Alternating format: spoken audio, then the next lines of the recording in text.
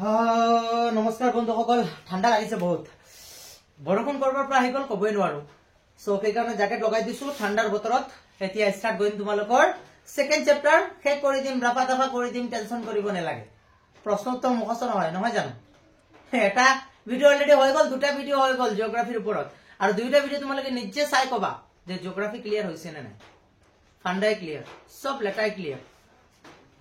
চাই থাকা আৰম্ভণিৰ পৰা শেষত কবা, ভিডিওটো চোৱাৰ পিছত শেষত কবা স্যাৰ যে মই এই চেপ্টাৰৰ গোটেই কোৱেশ্চন আনসাৰ জানো, পাৰিম আপুনি যি ধৰণে কৈ গৈছে।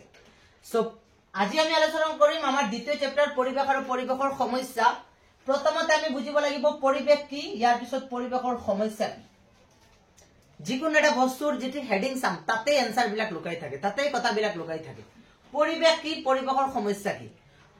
প্ৰথমতে আমি আলোচনা কৰিম যে পৰিৱেশ কি, বুজি পাইছা? পৰিৱেশ কি, ইয়াৰ কি কি উপাদান আছে বা পৰিৱেশ বুলিলে কি বুজায়, ইয়াৰ পিছত ইয়াৰ সমস্যাৰ বিষয়ে আলোচনা কৰিম, ঠিক আছে? সো বন্ধুসকল চোৱা, পৰিৱেশ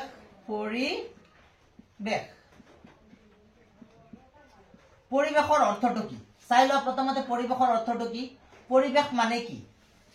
আমি আমাৰ চাৰিওকাষে যিবিলাক বাতাবৰণ দেখা পাই আছো সকলো বস্তুৱে পৰিৱেশ।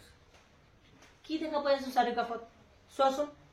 আৰে ভাই তোমাৰ চকুটো ঘূৰাই চোৱা চাৰিওপিনে কি আছে, গছ গছনি, চৰাই চিৰিকটি, পাহাৰ, নদ নদী, বৈয়াম, সমতল, মালভূমি, একদম যি আছে আৰু সাগৰ মহাসাগৰ সব একেবাৰে আমাৰ চাৰিওকাষে যি বস্তু দেখা পাইছো সকলোৱে পৰিৱেশ। লিখিব পাৰিবা পৰিৱেশ কি বোলে?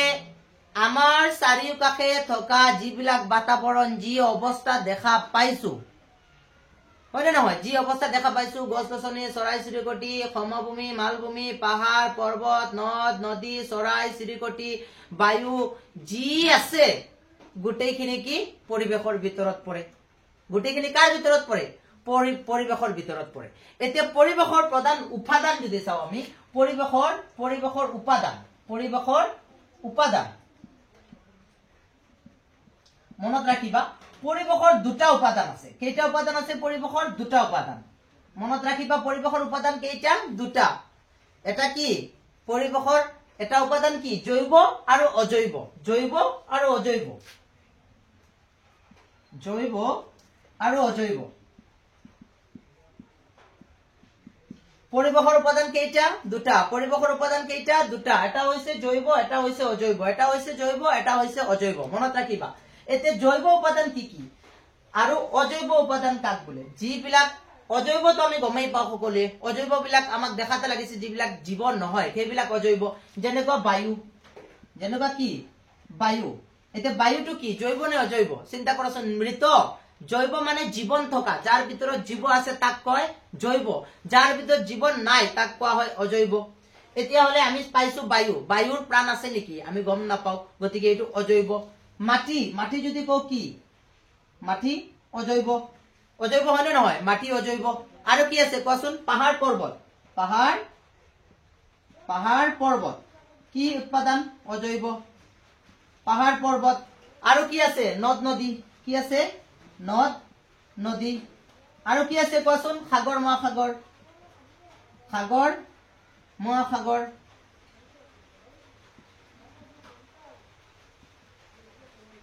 এইবিলাক কি? এইবিলাক হৈছে অজৈব উৎপাদন। এইবিলাক হৈছে কি?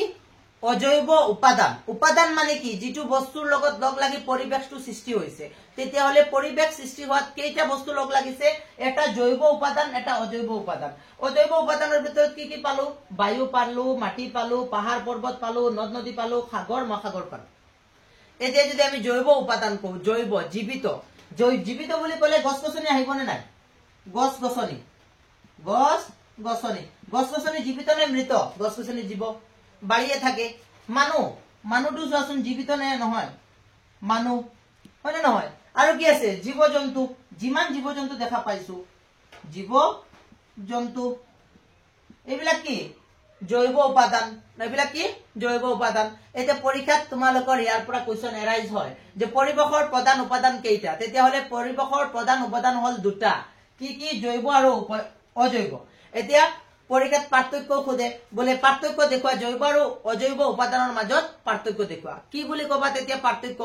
বোলে যিবিলাক পৃথিৱীৰ জীৱিত অৱস্থাত আছে সেইবিলাক হৈছে পৃথিৱীৰ জৈৱ উপাদান পৰিৱেশৰ জৈৱ উপাদান যিবিলাক জীৱিত আছে আৰু যিবিলাক মৃত আছে যিবিলাকৰ প্ৰাণ নাই সেইবিলাক হৈছে অজৈব উপাদান এটা পাৰ্থক্য হৈ গল জৈৱ উপাদান যেনে কি আছে গছগছনি মানুহ জীৱ-জন্তু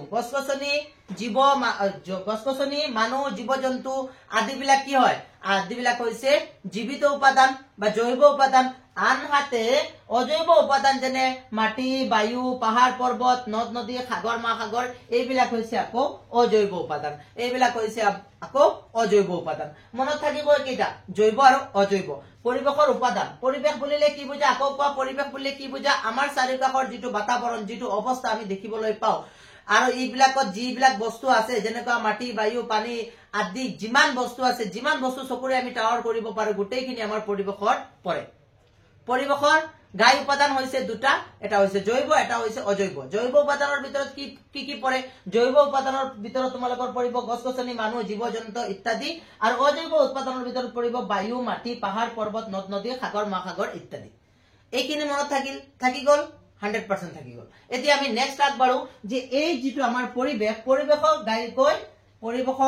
গাইকৈ চাৰিটা মণ্ডলত ভাগ কৰা হৈছে ঠিক আছে এই পৰিৱেশক কেইটা মণ্ডলত ভাগ কৰা হৈছে চাৰিটা মণ্ডলত পৰিৱেশৰ কেইটা মণ্ডল আছে পৰিৱেশৰ চাৰিটা মণ্ডলত ভাগ কৰা হৈছে বুজি পাইছা কেইটা মণ্ডলত ভাগ কৰা হৈছে পৰিৱেশক চাৰিটা মণ্ডলত এতিয়া এই চাৰিটা মণ্ডলৰ বিষয়ে আমি আলোচনা কৰিম যেটো নেকি তোমালোকৰ পৰীক্ষাত আহে ঠিক আছে চাৰিটা মণ্ডল এটা হৈছে প্ৰথমটো হৈছে স্থলমণ্ডল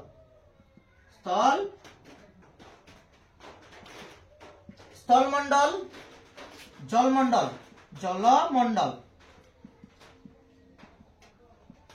স্থলমণ্ডল জলমণ্ডল বায়ুমণ্ডল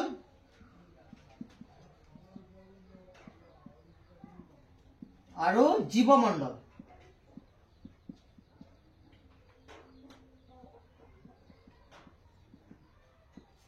এতিয়া কোৱা আমাৰ পৰিৱেশৰ কেইটা মণ্ডল আছে পৰিৱেশৰ কেইটা মণ্ডল বুলি ক'ব পাৰিম আমাৰ পৰিৱেশক কেইটা মণ্ডলত ভাগ কৰা হৈছে বুজি পাইছা পৰিৱেশৰ কথা আমি যেতিয়া বুজিবলৈ যাম তেতিয়া ইয়াৰ কেইটা মণ্ডল পাম চাৰিটা মণ্ডল পাম কি মণ্ডল পাইছো আমি প্ৰথমটো পাইছো স্থলমণ্ডল জলমণ্ডল বায়ুমণ্ডল জীৱমণ্ডল মনত ৰাখা কি মণ্ডল পাইছো চাৰিটা মণ্ডল প্ৰথমটো কি স্থলমণ্ডল দ্বিতীয়টো কি জলমণ্ডল তৃতীয়টো বায়ুমণ্ডল আৰু 4 নম্বৰটো কি জীৱমণ্ডল এতিয়া এটা কৈ আমি আলোচনা কৰি যাম তোমালোকে বুজি যাবা প্ৰথম কথা স্থলমণ্ডল কাক বোলে যিমানখিনি স্থল অৰ্থাৎ ভূমি বাস কৰা যিবিলাক বস্তু আছে সেইখিনি কি বুলি কোৱা হয় স্থল বুলি ক'লে পৃথিৱীৰ প্ৰায় 29% কি আছে স্থলভাগে আগুৰি আছে পৃথিৱীৰ প্ৰায় 29% যিটো স্থলভাগে আগুৰি আছে স্থলভাগ বুজি পাইছা মাটি আগুৰি আছে ইমান ভাগ কি আছে মাটি ইমান ভাগ মাটিয়ে আগুৰি আছে এই মাটি ভাগক কি বুলি কোৱা হয় স্থলমণ্ডল এই মাটি ভাগক কি বুলি কোৱা হয় স্থলমণ্ডল বুলি কোৱা হয় বুজি পাইছা স্থলমণ্ডল বুলিলে কি বুজি পাইছো আমি যে 29% স্থল অৰ্থাৎ মাটিৰে আগুৰি থকা অংশক কি বুলি কোৱা হয় স্থলমণ্ডল বুলি কোৱা হয় এই পৃথিৱীৰ এই স্থলমণ্ডলৰ ভিতৰত প্ৰমুখ 7খন মহাদেশ আছে মনত আছে নে তোমালোকক মই শিকাইছিলো যে 7খন মহাদেশ কি স্থলমণ্ডলৰ ভিতৰতে পৰিছে স্থলমণ্ডলত কেইখন মহাদেশ আছে টোটাল 7খন মহাদেশ 7 কি আছে মহাদেশ আছে 7খন মহাদেশ আৰু 198খন দেশে আগুৰি আছে 198খন দেশে আগুৰি আছে স্থলমণ্ডলৰ ভিতৰত অৰ্থাৎ যিখিনি মাটি আছে সেই মাটি ভাগকে কি বুলি কোৱা হয় পৃথিৱীত যিখিনি মাটি আছে সেই মাটি ভাগক স্থলভাগ বুলি কোৱা হয় আৰু এই স্থলভাগক কিমান শতাংশ আছে মাটি প্ৰায় 29% মাটি আছে হয়নে নহয় আৰু এই ইয়াত 7খন মহাদেশ আৰু 198খন দেশ আছে এইখিনি লৈ কি হৈছে আমাৰ স্থলভাগ গঠন হৈছে বুজি পাইছা পৰিৱেশৰ স্থলভাগ বুজি পাইছা স্থলভাগ কমপ্লিট এতিয়া জলমণ্ডল বলিলে কি বুঝা জল পানী মানে এই পৃথিৱীত যিমানখিনি পানী ভাগে আগুৰি আছে তাকে কি বুলি কোৱা হয় জলমণ্ডল বুলি কোৱা হয় মনত ৰাখিবা 71% 71% কি আছে পানী ভাগে আগুৰি আছে 71% জলে আগুৰি আছে জল কিমান জল আছে 71% আৰু ইয়াত পাঁচখন মহাসাগৰ পাঁচখন কি আছে মহাসাগৰ আছে পাঁচখন মহাসাগৰ চিন্তা কৰা পাঁচখন মহাসাগৰ আছে আৰু ইয়াত প্ৰায় কি কৈছো মই 71% যিটো ঠাই পৃথিৱীৰ এই গ্লোবটোৰ 71% যিটো ঠাই পানী ভাগে আগুৰি আছে তাকে কি বুলি কোৱা হয় তাকেই কোৱা হয় জলমণ্ডল তাকেই কোৱা হয় জলমণ্ডল স্থলমণ্ডল জলমণ্ডল হৈ গল বায়ুমণ্ডল বায়ুমণ্ডল বায়ুমণ্ডল বায়ুমণ্ডল পৃথিৱীৰ উপৰিভাগত যিটো বায়ুৰ চাপ আছে আমি দেখিবলৈ পাও যিটো বায়ুৰ চাপ আছে হিয়া তাকে কি বুলি কোৱা হয় বায়ুমণ্ডল বুলি কোৱা হয় যিটো আমাৰ পৃথিৱীৰ পৰা উপৰিভাগত যিটো বায়ুৰ চাপ আছে তাকে আমি কি বুলি কম বায়ুৰ চাপ থকা অংশটোকে কি কম যিটো বায়ু বিয়পি আছে তাকে কি কম আমাৰ চাৰিওকাষে যিটো বায়ু বিয়পি আছে আমাৰ চাৰিওফালে যিটো বায়ু বিয়পি আছে এই বায়ুকে কি বুলি কোৱা হয় বায়ুমণ্ডল তাকে কি বুলি কোৱা হয় বায়ুমণ্ডল বায়ুমণ্ডলত কি থাকে গেছ থাকে বায়ুমণ্ডলত কি থাকে গেছ থাকে আমাৰ ওপৰৰ অংশ হয়নে নহয় বায়ুৰে আগুৰা অংশক কি বুলি কোৱা হয় বায়ুৰে আগুৰা অংশক কি বুলি কোৱা হয় বায়ুৰে আগুৰা অংশক কি বুলি কোৱা হয় বায়ুমণ্ডল বায়ুমণ্ডলত মেইন বস্তু কি কি আছে 78% নাইট্ৰজেন 78% কি আছে নাইট্ৰজেন আছে নাইট্ৰজেন কিমান পাৰ্সেন্ট 78% কি আছে নাইট্ৰজেন আছে অক্সিজেন কিমান অক্সিজেন আছে তোমালোকৰ 21% অক্সিজেন আছে বায়ুমণ্ডলত আৰু 0.03% কাৰ্বন ডাই অক্সাইড 0.003% কি আছে কাৰ্বন ডাই অক্সাইড আছে প্ৰমুখ গেছ ইয়াত এমসিকিউ আহিব পাৰে নাইট্ৰজেনৰ পৰিমাণ কিমান 78 অক্সিজেন 21% কাৰ্বন ডাই অক্সাইড 0.003% কাৰ্বন ডাই অক্সাইড আছে বুজি পাইছা বায়ুমণ্ডল আমাৰ পৃথিৱীৰ উপৰিভাগৰ যিটো বায়ুৰ চাপ তাকে কি বুলি কোৱা হয় বায়ুৰ যিটো পৰিৱেশ আছে তাকে কি বুলি কোৱা হয় সেই পৰিৱেশকে বায়ুমণ্ডল বুলি কোৱা হয় বায়ুমণ্ডলৰ প্ৰমুখ কিছুমান গেছেৰে গঠিত হৈছে বহুত গেছৰ দ্বাৰা কি হৈছে বায়ুমণ্ডলটো গঠিত হৈছে তাৰে প্ৰমুখ কিছুমান আছে যেনে নাইট্ৰজেন কিমান 78% আছে অক্সিজেন কিমান আছে 21% আছে ইয়াৰ পিছত কাৰ্বন ডাই অক্সাইডৰ পৰিমাণ 0.03% আছে আশা কৰো এইখিনি বস্তু বুজি পাইছা এতে জীৱমণ্ডল অন্তিমটো জীৱমণ্ডল বলিলে কি বুজা একদম ইজি এই তিনিটা মণ্ডল একেলগ কৰিলে এই তিনিটা যেটো মণ্ডল একেলগ কৰিলে আমাৰ জীৱমণ্ডলটো হৈ যাব বুজি পাইছা অৰ্থাৎ স্থলমণ্ডল জলমণ্ডল আৰু বায়ুমণ্ডলক একেলগে জলমণ্ডল বুলি কোৱা হয় একেলগে কি বুলি কোৱা হয় জীৱমণ্ডল বুলি কোৱা হয় অৰ্থাৎ যত জীৱই বাস কৰে সেইটোৱে জীৱমণ্ডল স্থলমণ্ডল জীৱমণ্ডল হ'ব পাৰে কাৰণ স্থলমণ্ডলত জীৱ পোৱা যায় নে নাযায় স্থলমণ্ডলত জীৱ পোৱা যায় নে নাযায় মানুহ ক'ত থাকে স্থলমণ্ডলতে থাকে গাই গৰু ক'ত থাকে স্থলমণ্ডলত থাকে জীৱ জন্তু ক'ত থাকে সব স্থলমণ্ডলত থাকে গতিকে জীৱমণ্ডলৰ আন্ডাৰত আহি যাব কোন স্থলমণ্ডল ইয়াৰ পিছত জলমণ্ডলতো জীৱ আছে নে নাই মাছ কাছ ইত্যাদি আছে নে নাই মাছ কাছ এইবিলাক আছে নে নাই এইবিলাক কাৰ আন্ডাৰত পৰে জীৱমণ্ডলৰ অন্তৰ্গত কাৰণ ইয়াতো জীৱ আছে মাছ কাছ বিলাক কি হয় সাধাৰণতে জীৱই হয় হয়নে নহয় কোৱাচোন সাধাৰণতে জীৱই হয় বায়ুমণ্ডলত চৰাই চিৰিকটি দেখিবলৈ পাও নে নাপাও ফৰিং জিয়া এইবিলাক ক'ত থাকে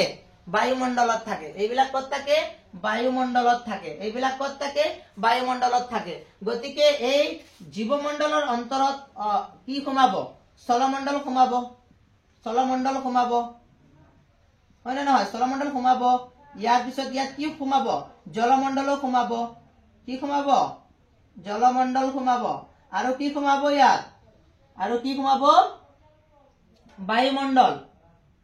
বায়ুমণ্ডল এই তিনিটাক একেলগত কি বুলি কোৱা হয় জীৱমণ্ডল বুলি কোৱা হয় কনসেপ্টত আহিছে নে আকৌ ৰিভাইজ কৰিছো আমাৰ পৰিবেশৰ প্ৰধান উপাদান কেইটা দুটা জীৱ আৰু জৈৱ আৰু অজৈব হয়নে নহয় জৈৱ আৰু অজৈব আমাৰ পৰিবেশৰ প্ৰধান কেইটা মণ্ডল আছে চাৰিটা কি কি বোলে স্থলমণ্ডল জলমণ্ডল বায়ুমণ্ডল জীৱমণ্ডল স্থলমণ্ডল বলিলে কি বুঝা আমার যেটো মাটি ভাগ আছে অর্থাৎ পৃথিবীত 29% মাটি আছে আর এই মাটি ভাগকে কি বুলি কোৱা হয় স্থলমণ্ডল বুলি কোৱা হয় এই স্থলমণ্ডলত আমি বা মানুহ জীৱ জন্তু আদি কি কৰিছো জৈৱ উৎপাদন বিলাকে বসবাস কৰি আছো আসুনে নাই yes right হৈছে ইমান লিখিলে হৈ গল ইমান লিখিব নালাগে ইমান লিখিলেই যথেষ্ট ইয়াৰ পিছত চোৱা জলমণ্ডল জলমণ্ডল বলিলে কি বুঝা জলমণ্ডল অৰ্থাৎ আমাৰ পৃথিবীৰ প্ৰায় 71% পানি ভাগে আগুৰি আছে আৰ এই পানি ভাগতে সাগৰ মহাসাগৰ নদ নদী বিলাক আছে ইয়াকে কি বুলি কোৱা হয় জলমণ্ডল বুলি কোৱা হয় ইয়াকে কি বুলি কোৱা হয় জলমণ্ডল জলমণ্ডলত প্ৰমুখ 5খন মহাসাগৰ আছে প্ৰমুখ 5খন মহাসাগৰ দেখিবলৈ পোৱা যায় এইটো হৈছে তোমালোকৰ জলমণ্ডল বায়ুমণ্ডল আমাৰ বায়ুৰ আমাৰ চাৰিপাশে থকা যেটো বায়ু আছে সেই বায়ুকে কি বুলি কোৱা হয় বায়ুমণ্ডল বুলি কোৱা হয় বায়ুমণ্ডলত বহুত গেছৰ সমষ্টি মিলিত হৈ বায়ুমণ্ডল গঠন কৰিছে তাৰ প্ৰমুখ কেইটামান আছে কি নাইট্ৰজেন অক্সিজেন কাৰ্বন ডাই অক্সাইড নাইট্ৰজেন 78% আছে 28 তকৈ বেছি অক্সিজেন আছে 21% কাৰ্বন ডাই অক্সাইড আছে 0.03% আৰ বাকি সব মিলাই বাকিখিনি আছে ওজন এটা প্ৰমুখ গেছ O3 বুলি কোৱা হয় ওজন এটা প্ৰমুখ গেছ O3 বুলি কোৱা হয় মনত ৰাখিবা ওজনে কি কৰে এই ওজন গেছটো বায়ুমণ্ডলৰ একেবাৰে ওপৰৰ লেয়াৰ ওজনৰ পিছত কম ঠিক আছে ওজনৰ বিষয়ে ডিসকাশন কৰিম বুজি পাইছা এতিয়া জাস্ট এইটো বুজিলো যে ওজন এটা গেছ হয় বায়ুমণ্ডলৰ এটা প্ৰমুখ গেছ কি হয় ওজন লং ডিসকাশন হ'ব ওজনৰ ওপৰত বাৰু এইখিনি হল আৰু জীৱমণ্ডল কাক বোলে স্থলমণ্ডল জলমণ্ডল আৰু বায়ুমণ্ডলক একেলগত লগ কৰিলে কি বুলি কোৱা হয় আমি কি পাম জীৱমণ্ডল পাম বুজি পাইছা বাস এতিয়া আমি এই মণ্ডলখিনি বুজি লৈছো এতিয়া আমি এইবিলাকৰ সমস্যাৰ বিষয়ে আলোচনা কৰিম এতিয়া কিহৰ বিষয়ে আলোচনা কৰিম পৰিবেশৰ সমস্যা বুজি পাইছানে বাৰু এইখিনি বস্তু কনসেপ্টত আহিছে নে আহিছে পৰিবেশৰ সমস্যা খৰচি মাৰি পঢ়িব লাগিব যাতে এটা প্ৰশ্নৰ উত্তৰো এৰি নাহো আমি পৰীক্ষাত বহিলে মনত পেলাই লিখিব পাৰো ঠিক আছে এতিয়া আলোচনা কৰিম আমি পৰিবেশৰ সমস্যা পৰিবেশৰ কেইবাটাও প্ৰমুখ সমস্যা আছে বুজি পাইছা নাম্বাৰ 1 প্ৰদূষণ নাম্বাৰ 1 কি প্ৰদূষণ এটো তোমালোকৰ মানে স্পেলিংটো কেনেকুৱা यस এনেকুৱা নাম্বাৰ 1 প্ৰদূষণ নাম্বাৰ 2 মৰুকৰণ নাম্বাৰ 2 কি মৰুকৰণ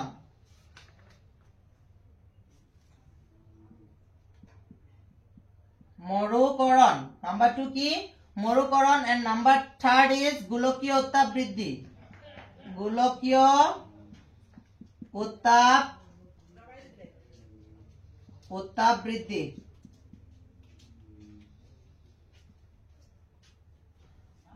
পৰিবেশৰ প্ৰধান সমস্যা কি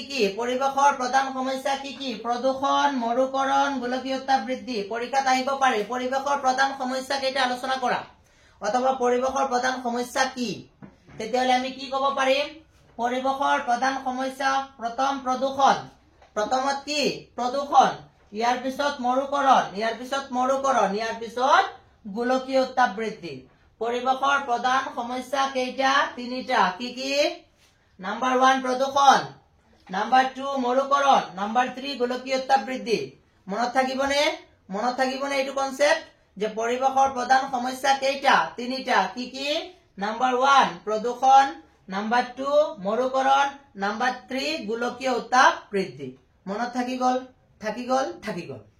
এতিয়া এই কেইটাকে আমি আলোচনা কৰিম যে প্ৰদূষণ কাক বোলে ই কেনেকৈ হয় ই কি কৰে ওকে মৰুকৰণ কি কেনেকৈ হয় কি কৰে আৰু আমি গোলকীয় উত্তাপ বৃদ্ধি কি হয় কি কৰে গোটেইখিনি আলোচনা কৰিম পৰিবেশৰ সমস্যা বুলি কলে কি মই এটা বস্তু এৰি দিছো পৰিবেশৰ সমস্যাটো কৈছো বাট এক্সপ্লেইন কৰা নাই যিবিলাক প্ৰক্ৰিয়াৰ দ্বাৰা আমাৰ পৰিবেশৰ ক্ষতি সাধন হয় যিবিলাক প্ৰক্ৰিয়াৰ দ্বাৰা বা যিবিলাক কৰ্মৰ দ্বাৰা যিবিলাক কামৰ দ্বাৰা যিবিলাক কাৰণৰ দ্বাৰা যিবিলাক কাৰকৰ দ্বাৰা আমাৰ পৰিবেশৰ বিনষ্ট হয় পৰিবেশ ক্ষতিপ্ৰাপ্ত হয় তাকে কি বুলি কোৱা হয় পৰিবেশৰ সমস্যা এই পৰিৱেশৰ সমস্যা কেইটা ভাগত ভাগ কৰিছো আমি তিনিটা। নাম্বাৰ 1 প্ৰদূষণ, নাম্বাৰ 2 মৰুকৰণ, নাম্বাৰ 3 গোলকীয় উত্তাপ বৃদ্ধি। এতিয়া এটা এটা কৰি আলোচনা কৰি যাম। প্ৰদূষণৰ বিষয়ে আলোচনা কৰিম, পিছত মৰুকৰণ আলোচনা কৰিম, ইয়াৰ পিছত গোলকীয় উত্তাপ বৃদ্ধি আলোচনা কৰিম। ওকে, বুজি পাইছা? বুজি পাইছা? মুছি দিছো, নোটস কৰি যাবা, নহলে পাহৰি যাবা। প্ৰদূষণ আমি চাম কি? প্ৰদূষণ। প্ৰদূষণ আমি কি আলোচনা কৰিম? প্ৰদূষণ। প্ৰদূষণ বুলিলে কি বুজা? যিবিলাক কাৰকৰ দ্বাৰা আমাৰ পৰিৱেশৰ ক্ষতিগ্ৰস্ত হয় বা বিনষ্ট হয় বা দূষিত হয়, যিবিলাক কাৰকৰ দ্বাৰা আমাৰ পৰিৱেশ ক্ষতিগ্ৰস্ত হয়, দূষিত হয়, তাকে কি বুলি কোৱা হয়? প্ৰদূষণ। তাকে কি বুলি কোৱা হয়? প্ৰদূষণ। আমাৰ পৃথিৱীৰ যিবিলাক মণ্ডল আছে, সেইবিলাক বিভিন্ন কাৰকৰ দ্বাৰা ক্ষতিপ্ৰাপ্ত হয়, দূষিত হয়। দূষিত হোৱা, ক্ষতিগ্ৰস্ত হোৱাকে কি বুলি কোৱা হয়? প্ৰদূষণ বুলি কোৱা হয়। দূষিত বা ক্ষতিগ্ৰস্ত হোৱাকে কি বুলি কোৱা হয়?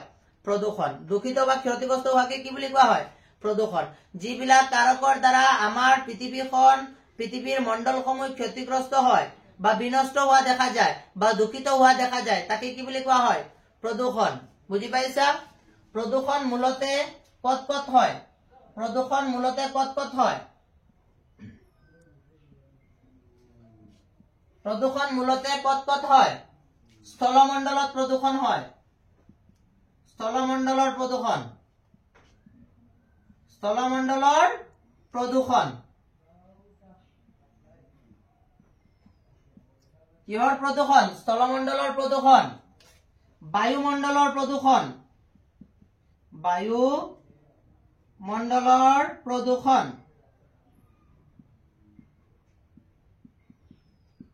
আৰু কি? জলমণ্ডলৰ প্ৰদূষণ। জলমণ্ডলৰ প্ৰদূষণ।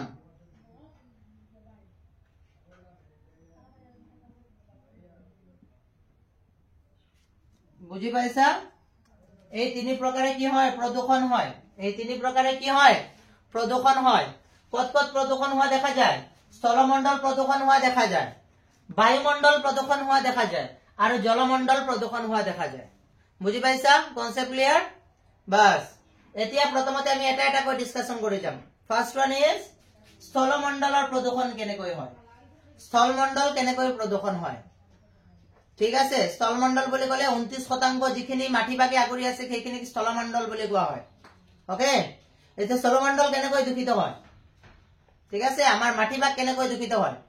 বুজি পাইছা? চোৱা, নাম্বাৰ 1 আমি কি কৰো? খেতি বাতি কৰোতে কি কৰো? খেতি বাতি কৰোতে ব্যৱহাৰ কৰা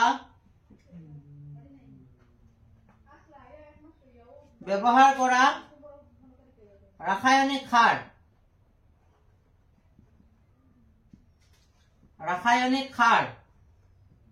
আমি খেতি বাতিত ব্যৱহাৰ কৰা কি? ৰাসায়নিক সাৰ। আৰু কিহৰ দ্বাৰা মাটি প্ৰদূষণ হয়? স্থল বুলি ক'লে মাটি প্ৰদূষণ হয় নে নহয়? জীৱ অনিম্নীকৰণ, নহলে এনেকুৱা লিখা, অত্যাধিক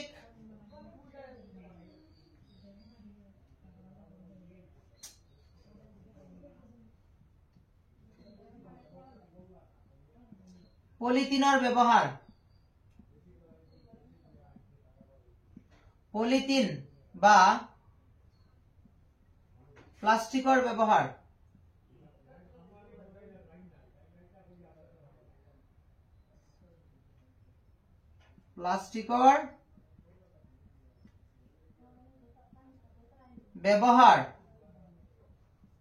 আৰু কি? পচি নোযোৱা বস্তু।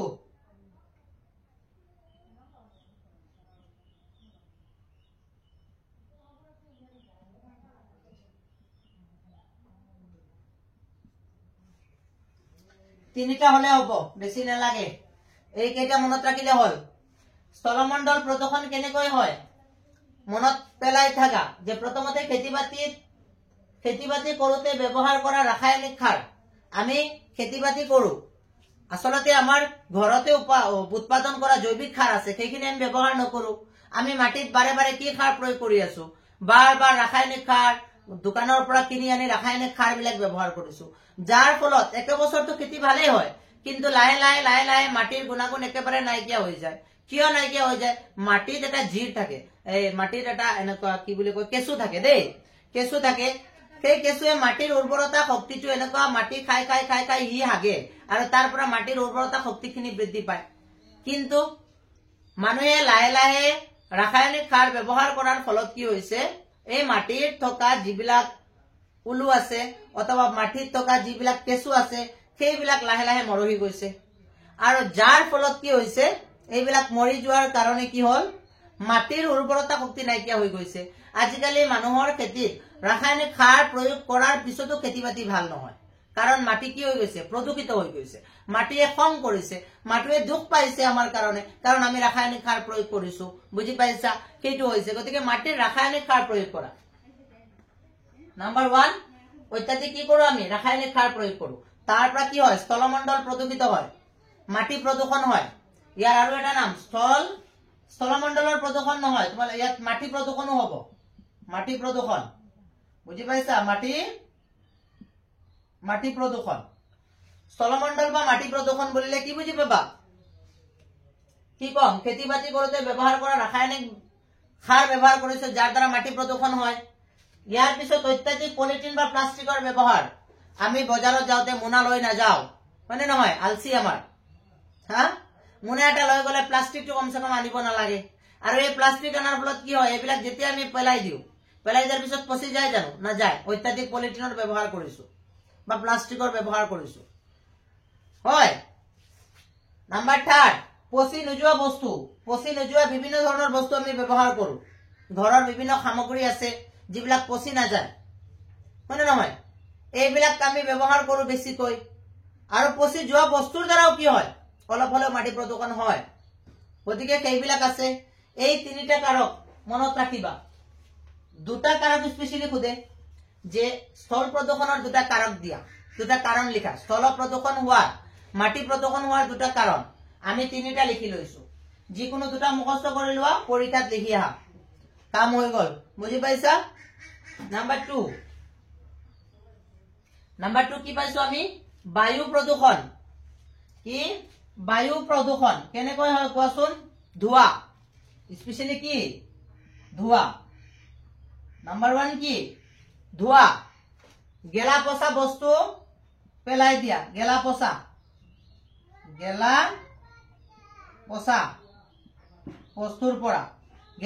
বস্তুৰ পৰা উদ্যোগ কৰ পৰা উদ্যোগ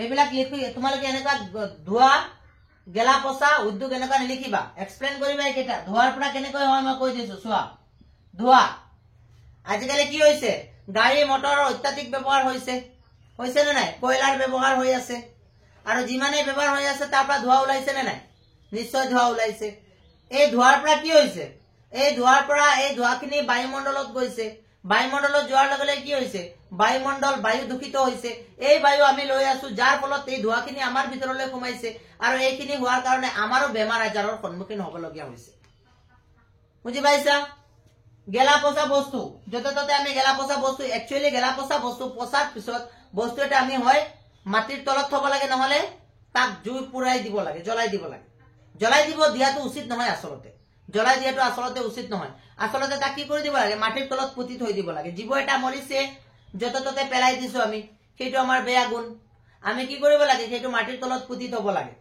গতিকে তাৰ পৰা আমাৰ পৰিবেশ বিনষ্ট হোৱা দেখা যায় গতিকে ধোঁৱা গেলা পচা বস্তু আৰু উদ্যোগৰ পৰা ওলোৱা ধোঁৱা উদ্যোগ ইণ্ডাষ্ট্ৰিয়েলাইজেশ্যন ইমানেই হৈছে যে মানে কবই নালাগে ইমান উদ্যোগমুখী গোটেই পৃথিৱীখন হৈ আছে আৰু এইটোৰ ফলত মানুহৰ এটা কোৱালিটি কিন্তু লছ হৈ আছে যদিও বা আমাৰ উন্নতি হৈছে কিন্তু কেইবাটা সেক্টৰত আমি যদি চাও তেতিয়াহলে আমাৰ লছও হৈছে কাৰণ বায়ুমণ্ডলৰ যথেষ্টখিনি কি হৈছে ক্ষতি হৈছে আৰু এই বায়ুমণ্ডলৰ ক্ষতি হোৱাৰ কাৰণে আমাৰ ক্ষতি নিশ্চয় হ'ব এতিয়া চোৱা তোমালোকে মন কৰিবা আজিকালি আগতে কিছুমান চৰাই আমি দেখা পাওঁ আজিকালি সেইবিলাক চৰাই দেখা নাপাওঁ কি হল বাৰু এই চৰাইবিলাক তোমালোকে কেতিয়াবা মন কৰিছানে আগতে ইমান চৰাইবিলাক দেখা পোৱা যায় আজিকালি চৰাই নাই কিহৰ কাৰণে এটাটো বস্তু খাইছে ইন্টাৰনেটে আৰু এটা বস্তু খাইছে কি হে এই উদ্যোগৰ পৰা ওলোৱা ধোঁৱাই সব জীৱ-জন্তু বিলাকক কি কৰি আছে প্ৰাণহানি কৰি আছে প্ৰাণ নাশ কৰি আছে ইন্টাৰনেটৰ পৰা কেনে কৈছোৱা ইন্টাৰনেট আজি মোবাইলত তুমি মই ধৰি লোৱা পঢ়াই আছো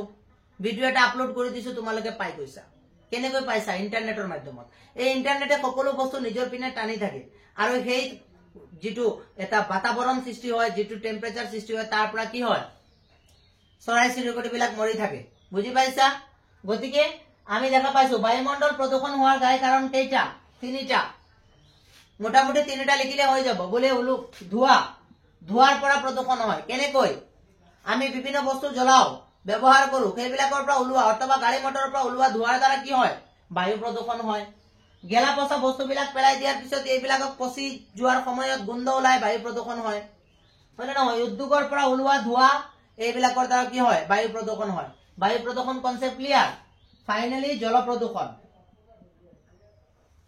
ফাইনালি কি জল প্ৰদূষণ কেনেকৈ হয় গেলা পচা বস্তু পেলোৱা গেলা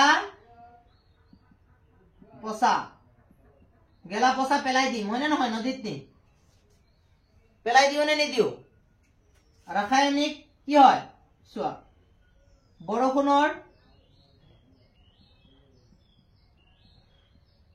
পানীয়ে কঢ়িয়াই অনা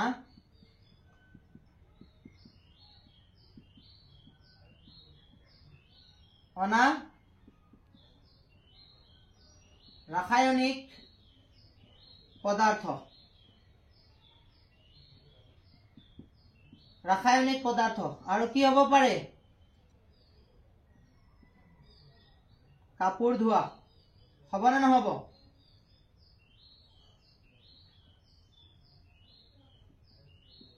চোৱা গেলা পচা বস্তু ঘৰত মৰিছে কুকুৰ এটা মৰিছে মেকুৰী এটা মৰিছে গৰু এটা মৰিছে নদীত নি পেলাই আহা এইবিলাক বস্তু নদী কাষৰীয়া বিলাকে গম পাব কি কৰে লগে লগে গেলা পচা বস্তু নদীত নি পেলাই আহে কাম শেষ কৰি দিলে নহয় গোটেই পানী বৰবাদ আকৌ কি কৰে বৰষুণৰ পানী কঢ়িয়াই অনা ৰাসায়নিক পদাৰ্থ এতিয়া আমি খেতিবাদীত ব্যৱহাৰ কৰো ৰাসায়নিক পদাৰ্থ ব্যৱহাৰ কৰো নে নকৰো কৰো পটাছ ডাই পটাছিয়াম কিবা কিবি আছে আৰু মই নাজানো ইমান ইউৰিয়া হয় নহয় মাটিত ব্যৱহাৰ কৰো খেতিবাতি কৰোতে যেতিয়া বৰষুণ আহিব এইবিলাকৰ পানী কত যাব নদীলৈ যায় নে নাযায় নদীলৈ যায় এই যে সাৰ প্ৰয়োগ কৰিছা খাৰুৱা পানীটো গৈ কত পৰিলে নদীত পৰিলে তেতিয়া নদী কি হ'ব দূষিত হ'ব নে নহব নদীৰ পানী দূষিত হ'ব নে নহব প্ৰদূষণ হ'ব নে নহব নিশ্চয়কৈ হ'ব হয় নহয় আৰু ইন্ডাষ্ট্ৰিৰ পৰা তোমালোকে যদি চোৱা ইন্ডাষ্ট্ৰিৰ পৰা যিবিলাক এনেকুৱা ড্ৰেইন খুদি দিছে নদীত পৰিবলৈ তাত ইমান বিষাক্ত গেছ এইবিলাক গেছ সব আহি নদীত পৰে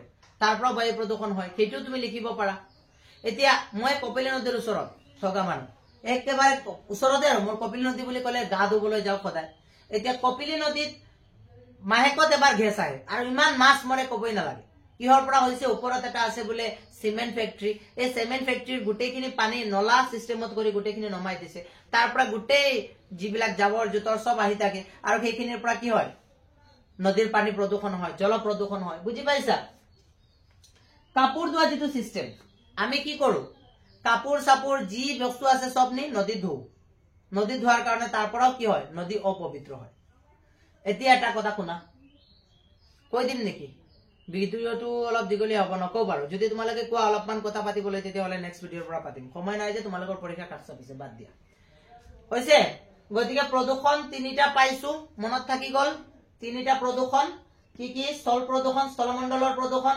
বায়ুমণ্ডলৰ প্ৰদূষণ জলমণ্ডলৰ প্ৰদূষণ পাৰিবা তিনিটা পইণ্টছ মনত ৰাখিবলৈ যিমানখিনি হৈছে সেইখিনি ৰিপিটিশন কৰিছো পিছত মৰুকৰণত যাম ওকে আৰু পিয়াহো লাগিছে পানী অলপমান খাই আহিম ঠিক আছে চোৱা প্ৰদূষণ বুলি ক'লে প্ৰদূষণ নহয় পৰিবেশ বুলি ক'লে কি আমাৰ চাৰিওকাষৰ যেটো অৱস্থা গছ গছনি চৰাই চিৰিকটি নদ নদী উপত্যকা যিবিলাক আছে সকলো পৰিবেশ হৈছে সকলো কি পৰিবেশ পৰিবেশৰ উপাদান কেইটা দুটা কি কি জৈৱিক উপাদান অজৈৱিক উপাদান জৈৱিক উপাদানত যিবিলাক জীৱিত, অজৈৱিক উপাদানত যিবিলাক মৃত।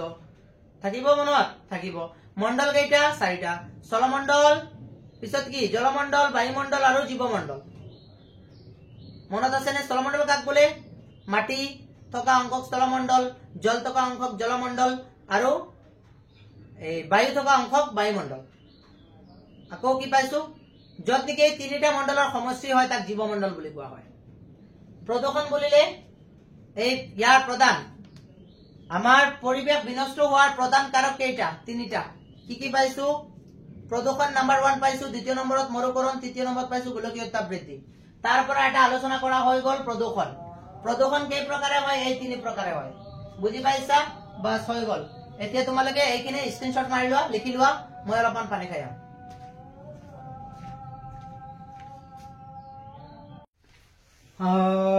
অলপমান পানী চানী খাই চাহটা খাই ললো, এতিয়া ভাল লাগিছে। চাই লোৱা, এতিয়া আলোচনা কৰিম আমি মৰুভূমি। ঠিক আছে, মৰুকৰণ পাইছিলো হয়নে নহয়? মৰুভূমি আৰু মৰুকৰণ। এতিয়া মৰুকৰণ জনাৰ আগতে মৰুভূমিটো জানিব লাগিব আমি। বুজি পাইছা? মৰুভূমি কাক বোলে?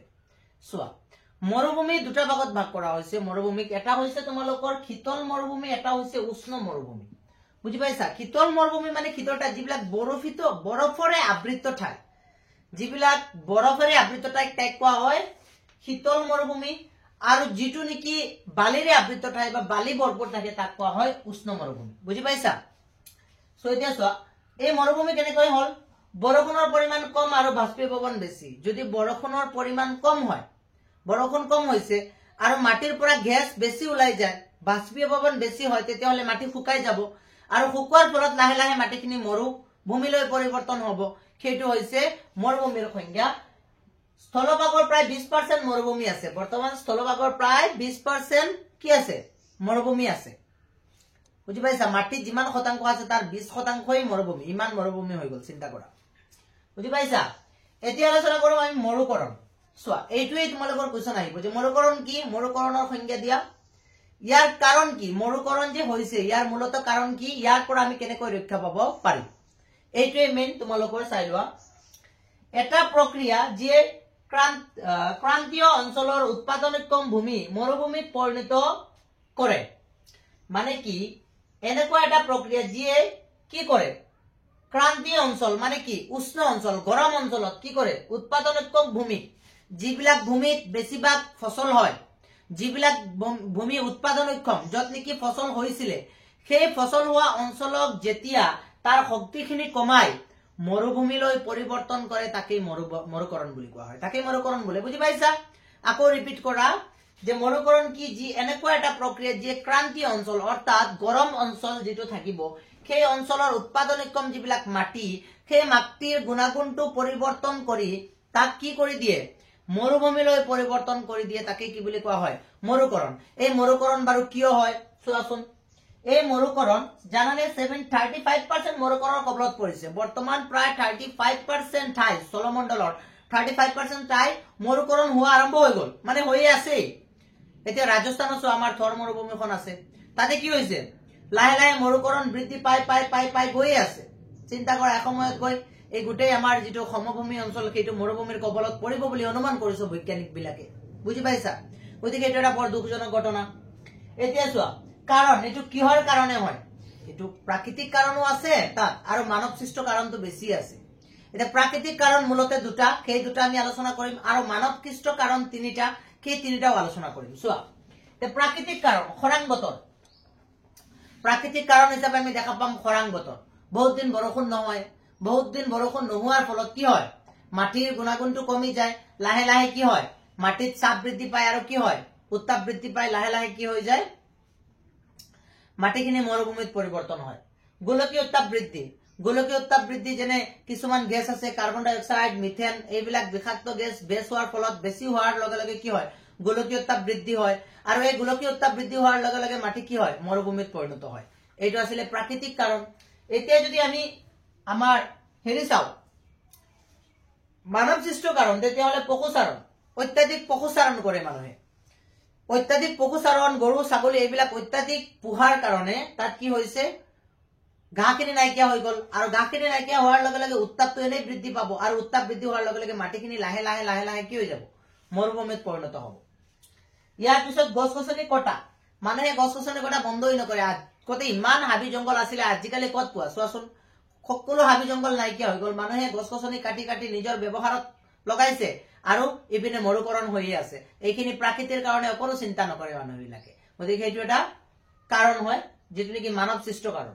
ইয়াৰ পিছত নগৰীকৰণ, মানুহে কি কৰিছে, নগৰলৈ পৰিৱৰ্তন কৰিছে। আজি জংঘল জাগা ক'ত পোৱা, আৰু বেয়া পায়, জংঘল জাগা শুনিলেই মানুহে বেয়া পায়, বাপৰে জংঘলত নেকি, হা সেইটো জংঘল সেইটো জংঘল। কিন্তু এই জংঘলৰ কাৰণে যে জীয়াই আছে সেইটো নাভাবে, হয় নহয়? মই যিটো ঠাইত মানে বাস কৰি আছো, মোৰ ঠাইতো একদম নদীৰ ওচৰত, কাষতে জংঘলো আছে, একদম কাষতে অৰণ্য আছে। সদায় ৰাতি হাতী দেখা পাওঁ, বুজি পাইছা? এতিয়া আমি হাতীৰ লগত ইমান মিল হৈ থাকো যে আচৰিত লাগে। হাতী আমাৰ ওচৰলৈ যায়, আমাৰ ঘৰ নোচোৱে, কিন্তু বাহিৰত গৈ শুনা পাওঁ কিমান কিমান কাণ্ড কৰিছে হাতীয়ে, বুজি পাইছা? এতিয়া বেলেগৰ মানুহে আমাক অলপমান বেকা চকুৰে চাই আৰু তেৰা চকুৰে, হয় নে নহয়? চকু কপালত উঠাই চাই। কিয়? এই জংঘল এলেকাত ছোৱালী এজনী বিয়া দিবলৈ সমস্যা, অথবা ল'ৰা এজনে বিয়া পাতি যে বাহিৰৰ পৰা আনিব, সেইটো এটা সমস্যা। কাৰণ নিদিয়ে, কয় জংঘল এৰিয়া। কিন্তু সেই জংঘলৰ কাৰণে যে আমি যে জীয়াই আছো সেইটোতো আমি জানিব লাগে, হয় নে নহয়? সেইটোৱেতো আচল কথা। কাৰণ এই জংঘলৰ কাৰণে আমি অক্সিজেন পাই আছো, আৰু এই অক্সিজেনৰ পৰা আমি জীয়াই আছো। এইখিনি যদি নাইকিয়া হৈ যায়, চিন্তা কৰা, গোলকীয় উত্তাপ বৃদ্ধি পাইছে। আৰু চৰকাৰে ভাবিবলগীয়া হৈ আছে বৰ্তমান, ৱৰ্ল্ডত এইখিনিলৈ চৰ্চা চলিছে যে কেনেকুৱা গোলকীয় উত্তাপ কমোৱা যায়। এই গোলকীয় উত্তাপ নকমালেতো মৰুকৰণ হৈ যাব চব মাটি, মানুহে খাব কি, ক'ত ৰুব, হয় নে নহয়? সেইটো এটা প্ৰমুখ সমস্যা। সো এইখিনি হৈছে তোমালোকৰ মৰুকৰণ, মৰুভূমি কেনেকৈ হয়, মৰুকৰণ কেনেকৈ হয়, প্ৰাকৃতিক কাৰণ আৰু তোমালোকৰ মানৱসৃষ্ট কাৰণ দুয়োটাই আলোচনা কৰা হৈ গ'ল। এতিয়া এটাই টপিক বাকী আছে এইটো চেপ্টাৰৰ পৰা, সেইটো হ'ল গোলকীয় উত্তাপ বৃদ্ধি। সেইটো আমি নেক্সট ভিডিঅ'ত আলোচনা কৰিম, আৰু সেই নেক্সট ভিডিঅ'ত তোমালোকৰ MCQ তথা লং কুৱেশ্যন আনসাৰৰ অলপমান ডিছকাশ্যন কৰিম। লং কুৱেশ্যনটো হৈয়ে গ'ল, হয় নে নহয়? ইয়াৰ পৰাই কাটিব যি কাটিব। এতিয়া অকল শৰ্ট কুৱেশ্যন থাকি গ'ল। তাত শৰ্ট কুৱেশ্যন কি কি আহিব, গোলকীয় উত্তাপ বৃদ্ধিৰ কাৰণটো চাই আমি আকৌ এই শৰ্ট কুৱেশ্যন খিনি আলোচনা কৰি ল'ম। তেতিয়া তোমালোকৰ ভিডিঅ'টো ৰফা দফা হৈ যাব। এইটো চেপ্টাৰ শেষ, পিছত দুটা চেপ্টাৰ বাকী আছে, হৈ যাব দুদিনৰ ভিতৰত খালাস কৰি দিম। চিন্তা কৰিব নালাগে, পৰীক্ষাত বহাৰ আগতে যেনেকুৱা হৈ যাব। আৰু হিষ্ট্ৰীটো আজি ৰাতি আপলোড কৰিম। ধন্যবাদ।